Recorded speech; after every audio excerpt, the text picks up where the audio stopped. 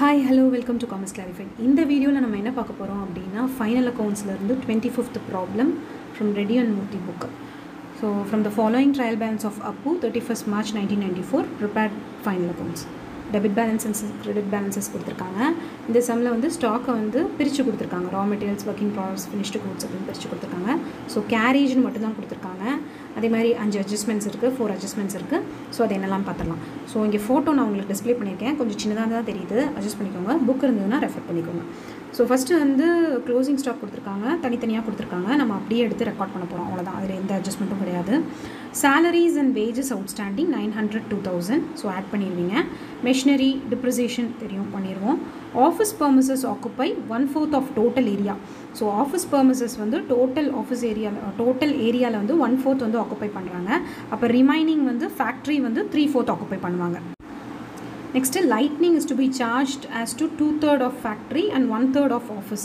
Lightning charges னு கொடுத்திருக்காங்க இல்லையா trial balanceல அதுல வந்துட்டு 1350 வந்து 2/3 வந்து factory அதாவது trading accountலயும் 1/3 வந்து office indirect expenses ஆவும் கன்சிடர் பண்ணோம்.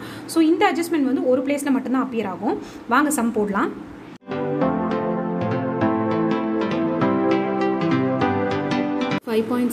Exercise problem 25. Trading and profit and loss account for the year 31st March 1994. So sum வந்து work out பண்ணிரலாம். First trading account போடலாம். So debit sideல opening stock record பண்ணிருங்க. To opening stock. So opening stock வந்து WIP methodல கொடுத்திருக்காங்க. First raw materials 21000. Work in progress 9500, finished goods 15500. So எல்லாமே டோட்டலா add பண்ணிரலாம். எல்லாமே இன்க்ளூட் பண்ணிக்கணும் ஓபனிங் ஸ்டாக்க்கு 46000. Next item purchases 2 purchases, returns எதுவுமே இல்ல. அதனால நான் டைரக்ட்டா வந்து அவுட்டர் காலம்ல போட்டுறேன். So 85000 क्वेश्चनல 85000 கொடுத்திருக்காங்க. நெக்ஸ்ட் ஐட்டம் 2 wagesல வந்து adjustment இருக்கு. So salaries and wages outstanding were rupees 900 and 2000 அப்படின adjustmentல கொடுத்திருக்காங்க. So 900 வந்து salaries ஓட outstanding respectively எடுத்துக்கோங்க. wages ஓட outstanding 2000. So outstanding wages rupees 2000. trial balanceல கொடுத்திருக்கிற wages 13000. So ரெண்டையும் ஆட் பண்ணீங்க அப்படினா will be getting 15000. next item பண்ணலாம் factory lightning. So factory lightningலயும் ஒரு adjustment இருக்கு. last adjustment fourth adjustment பாத்தீங்கன்னா office premises occupy 1/4 of total area. Lightning is to be charged as 2/3 to factory, 1/3 to office அப்படினு கொடுத்திருக்காங்க. அப்ப lightning வந்து என்ன charge பண்ண சொல்றாங்க? ஃபேக்டரிக்கு 2/3 சார்ஜ் பண்ண சொல்றாங்க. நம்ம வந்து ட்ரேடிங் அக்கவுண்ட் வந்து என்ன ட்ரேடிங் அக்கவுண்ட்ல வந்து manufacturing expenses தானே நம்ம வந்து டெபிட் சைடு இன்க்ளூட் பண்ணுவோம். சோ manufacturing expensesனா factory expenses மட்டும் தான் வந்து ட்ரேடிங் அக்கவுண்ட்ல இன்க்ளூட் பண்ணனும். அப்ப to lightning அப்படினு போட்டுட்டு லைட்னிங்கோட டோட்டல் அமௌண்ட் ட்ரையல் பேலன்ஸ்ல எவ்வளவு கொடுத்திருக்காங்கன்னா 1350 கொடுத்திருக்காங்க. பட் இந்த 1350ல 2/3 மட்டும் தான் வந்து ஃபேக்டரிக்குன்னு சொல்லிருக்காங்க. சோ அப்ப into 23 போடணும். 1350 into 2/3 போடிங்கனா 900 வரும். அப்ப 900 மட்டும் தான் நம்ம வந்து ட்ரேடிங் அக்கவுண்ட்ல இன்க்ளூட் பண்ணனும். ரிமைனிங் 450 வந்துட்டு நம்ம P&L அக்கவுண்ட்ல போடணும். ஏன்னா அது வந்து ஆஃபீஸ் எக்ஸ்பென்சஸ் அப்படினா இன்டைரக்ட் எக்ஸ்பென்சஸ். அப்ப indirect expenses is included in P&L account. ஓகேங்களா? நெக்ஸ்ட் கேரேஜ் அப்படினு தான் கொடுத்திருக்காங்க. சோ கேரேஜ் இன்வெர்ட்ஸ்னும் கொடுக்கல, கேரேஜ் அவுட்வர்ட்ஸ்னும் கொடுக்கல. சோ அது கேரேஜ்னு கொடுத்திருந்தாங்கன்னா take it as carriage inwards. Carriage inwards வந்து direct expenses, carriage outwards வந்து indirect expenses, indirectly support. So carriage inwards amount column 1500. next to rent. இப்போ ரெண்ட் மேம் ரெண்ட்னாலே வந்து இன்டைரக்ட் எக்ஸ்பென்சஸ் தானே, ஏன் ட்ரேடிங் அக்கவுண்ட்ல இன்க்ளூட் பண்றீங்க அப்படின்னா அட்ஜஸ்ட்மெண்ட்ல உங்களுக்கு office premises occupy 1/4 of total area அப்படின்னு சொல்லிட்டு ஒரு அட்ஜஸ்ட்மெண்ட் லாஸ்ட் அட்ஜஸ்ட்மெண்ட்ல கொடுத்துருக்காங்க. ஸோ ஆஃபீஸ் பெர்மிசஸ் வந்து டோட்டல் ஏரியால 1/4 தான் ஆக்குபை பண்ணுதான். அப்போ 1/4 வந்து ஆஃபீஸுக்குன்னா ரிமைனிங் 3/4 எதுக்கு? இன்டைரக்டா ஃபேக்டரிக்கு. ஓகேங்களா? ஸோ அப்போ ரெண்ட் வந்து ஃபேக்டரிக்கும் கொஞ்சம் சார்ஜ் பண்றாங்க. ஃபேக்டரினா வந்து டைரக்ட் எக்ஸ்பென்சஸ். ஸோ அப்போ ரெண்ட் டோட்டல் அமௌண்ட் வந்து ட்ரையல் பேலன்ஸ்ல 6000 கொடுத்திருக்காங்க.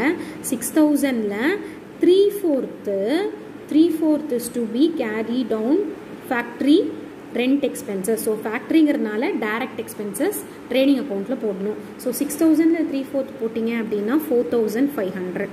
ஸோ 4500 மட்டும் ட்ரேடிங் அக்கௌண்ட்டில் இன்க்ளூட் ஆகும். நெக்ஸ்ட்டு ஸோ கிரெடிட் சைடில் போட்டுருங்க எல்லாமே. Closing stock, by closing stock. So ஒரு கையில் கேமரா பிடிச்சிட்டு எழுதுறதுனால கொஞ்சம் ஷேக் இருக்குது, அட்ஜஸ்ட் பண்ணிக்கோங்க.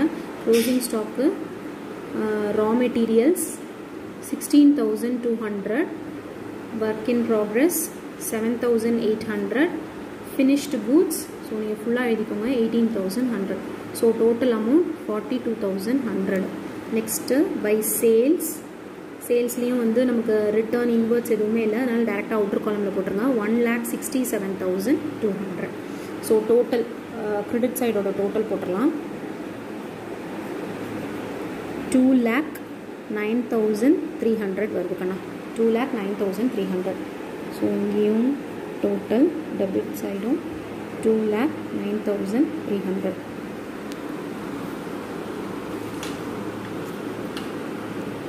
நெக்ஸ்ட்டு ஸோ டைரக்ட் எக்ஸ்பென்சஸ் எல்லாமே 2,09,000 மைனஸ் பண்ணிடுங்க. மைனஸ் பண்ணிட்டீங்கன்னா you'll be getting the gross profit. So gross profit amount is 56,400. ஓகேயா? ஸோ கிராஸ் ப்ராஃபிட் வந்து ப்ராட் டவுன் பண்ணிடலாம். By gross profit 56,400. So credit side items எல்லாமே ஃபஸ்ட்டு ட்ரையல் பேலன்ஸை பார்த்து post பண்ணிடுங்க. By sale of scrap 1,500. Next item by commission. Trial பேலன்ஸில் commission கொடுத்துருக்காங்க. கமிஷனில் வந்து அட்ஜஸ்ட்மெண்ட் எதுவுமே இல்லை, அதனால் 450 டேரெக்டாக போஸ்ட் பண்ணிக்கோங்க.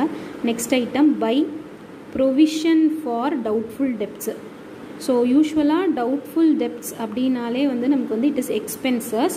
பட் இந்த சம்மில் ட்ரையல் பேலன்ஸில் கிரெடிட் சைட் கொடுத்துருக்காங்க.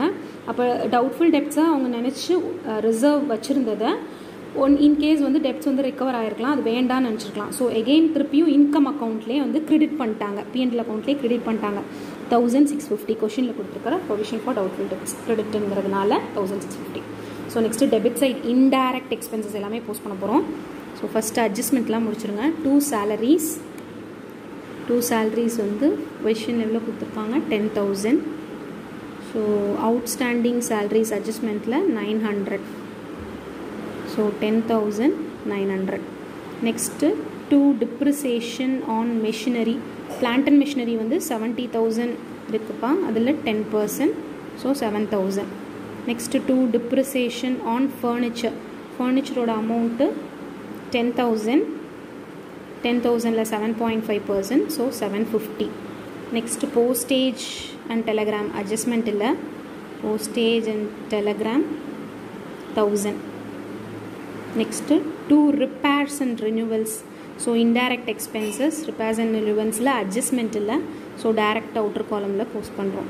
Next 2 rent. ஸோ அட்ஜஸ்ட்மெண்ட் இருக்குது ரெண்ட்டுக்கு. இப்போ ரெண்ட்டில் வந்துட்டு நம்ம வந்து 3/4 வந்து ட்ரேடிங் அக்கௌண்ட்டில் டைரக்ட் எக்ஸ்பென்சஸ்னு போட்டோம். ஏன்னா இது வந்து ரெண்ட் வந்து ஃபேக்ட்ரிக்குரியது. ஆஃபீஸ் பர்மிசஸ் வந்து 1/4 வந்து ஆக்குப்பை பண்ணுறதுனால ரிமைனிங் வந்து ஃபேக்ட்ரின்னு சொன்னோம். அப்போ ஆஃபீஸில் 1/4 இல்லையா, அப்போ ரெண்ட் 6,000ல் 1/4 வந்து ஆஃபீஸ் பர்மிசஸ்க்கு. So 6,000 into 1/4 1,500. Next lightning charges 1,350 into 1/3. Already அட்ஜஸ்ட்மெண்ட்டில் கொடுத்துருந்தாங்க. லைட்னிங் சார்ஜஸ் வந்து 1/3 to ஆஃபீஸ் அப்படின்ட்டு, அதனால் 1/3 1,350 into 1/3 450. Next 2 general expenses 1,850. So credit side எல்லாமே போஸ்ட் பண்ணியாச்சு. பிஎன்எல்ல டெபிட் சைடும் அட்ஜஸ்ட்மெண்ட்டோட எல்லா ஐட்டம்ஸும் போஸ்ட் பண்ணிட்டோம். So first credit balance total balance பார்த்துடலாம். 61,000. ஸோ 61,000லேருந்து இன்டைரக்ட் எக்ஸ்பென்சஸ் எல்லாமே டிடெக்ட் பண்ணிட்டீங்க அப்படின்னா 2 நெட் ப்ராஃபிட் பேலன்சிங் ஃபிகர் 36,450. ஓகேங்களா? ஸோ நெட் ப்ராஃபிட் ட்ரா பண்ணியாச்சு. நெக்ஸ்ட் பேலன்ஸ் ஷீட் ட்ரா பண்ணிடலாம். ஸோ பேலன்ஸ் ஷீட்டில் as on date 31st March liabilities amount column, assets amount column. So balance ஷீட்டில் first வந்து liabilities எல்லாம் முடிச்சிடலாம். ஃபஸ்ட்டு கேபிட்டல் ட்ரையல் பேலன்ஸில் வந்துட்டு 1 lakh கொடுத்துருக்காங்க. So 1 lakh plus net profit நம்ம அரைவ் பண்ண நெட் ப்ராஃபிட் 36,450. ஸோ ட்ராயிங்ஸ் எதுவுமே இல்லை. இன்கேஸ் ட்ராயிங்ஸ் இருந்ததுன்னா டிடெக்ட் பண்ணுவோம். Total 1,36,450. Next sundry creditors amount trial பேலன்ஸில் 23,500 கொடுத்துருக்காங்க. Bills payable amount 7,500. Salary outstanding அட்ஜஸ்ட்மெண்ட்டில் இருக்கிற outstanding salaries 900. Wages outstanding 2,000. So credit side items எல்லாமே போட்டோம். நெக்ஸ்ட் வந்து டெபிட் அசட்ஸ் க்ளோசிங் ஸ்டாக் வந்து மூணுமே இன்க்ளூட் பண்ணணும்.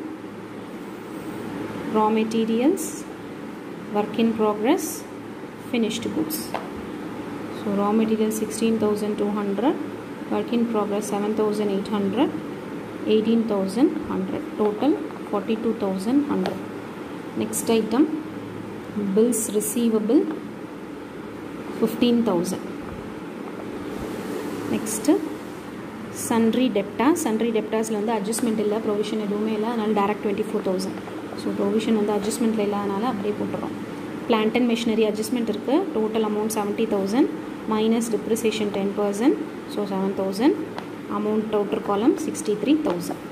அடுத்து ஃபர்னிச்சர் அண்ட் ஃபிக்சர்ஸ்லேயும் வந்து டிப்ரிசியேஷன் இருக்குது. Furniture amount total 10,000, 7.5 depreciation 750, 9,250. Next item cash at bank. So given data மட்டும் ட்ரையல் பேலன்ஸில் பேங்க் பேலன்ஸ் இருக்குது 17,000. ஸோ டோட்டல் பார்த்துடலாம். ரெண்டுமே அசட் சைடு எல்லாமே போட்டோம், லைபிலிட்டி சைடும் எல்லாமே போட்டோம். பேலன்ஸ் பார்த்திங்கன்னா 1,70,350 வரும். 1,70,350. ஓகே, ஸோ இந்த சம் உங்களுக்கு புரிஞ்சிருக்கும்னு நினைக்கிறேன். இதில் ஏதாவது டவுட் இருந்ததுன்னா எனக்கு கீழே கமெண்ட் பண்ணுங்கள். அடுத்து நான் என்ன சம் போடணும் அப்படிங்கிறத கீழே கமெண்ட் பண்ணுங்கள். தேங்க்யூ ஃபார் வாட்சிங்.